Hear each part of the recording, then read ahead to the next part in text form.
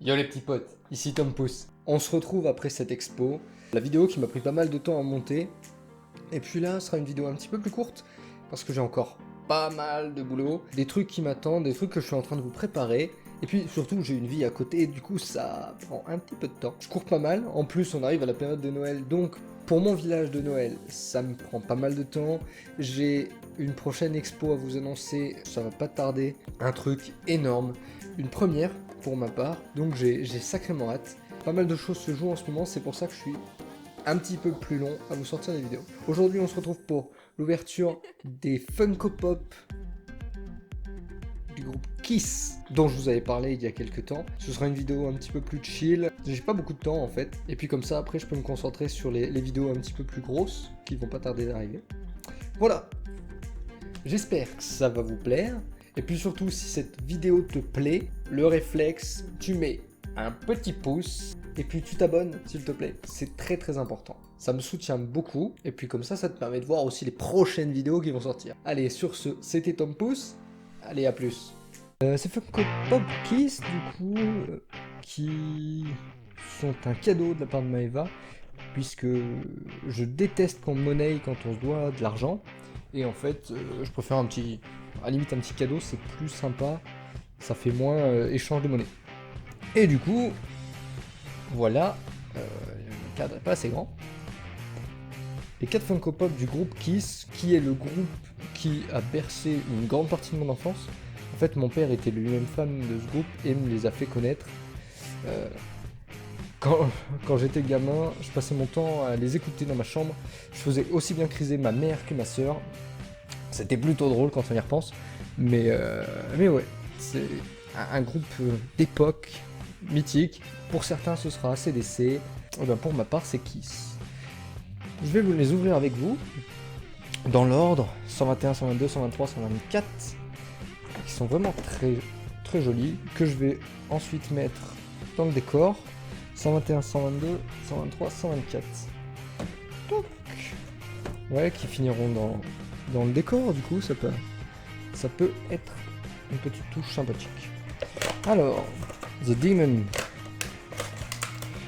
Pour commencer.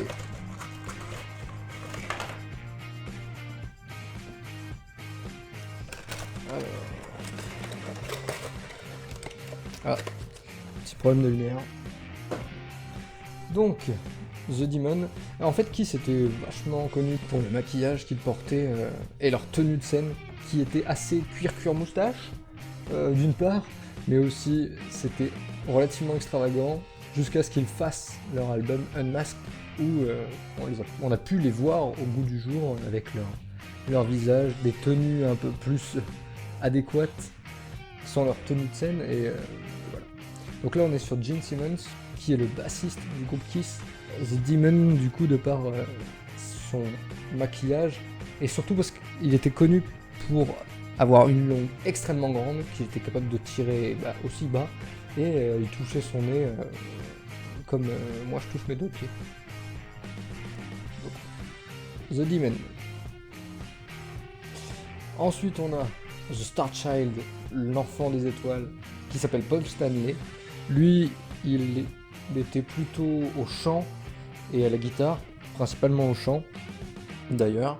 Avec Gene Simmons, ils étaient donc les deux membres fondateurs de Kiss, et c'est surtout les deux qui ont gardé leur place en fait du début jusqu'à l'heure actuelle, puisqu'il y a eu plusieurs membres qui se sont succédés dans le groupe, mais c'est vraiment les deux têtes qu'on retrouve encore à l'heure actuelle dans Kiss.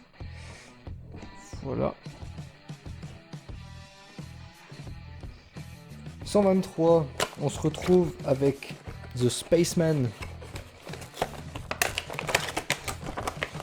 Si j'arrive à vous le sortir. The Spaceman. Le voilà. The Spaceman qui a été au début le fameux Ace Frehley, qui était fantastique, et qui désormais est représenté par Tommy Thayer, lui aussi vraiment monstrueux, qui a rejoint le groupe assez récemment, début des années 2000 il me semble, et qui est lui aussi à la guitare et au chant. Et enfin, le dernier,